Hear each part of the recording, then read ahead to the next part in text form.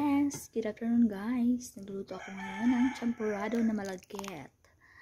With milk yan. Nalagyan ko yan ng ibap.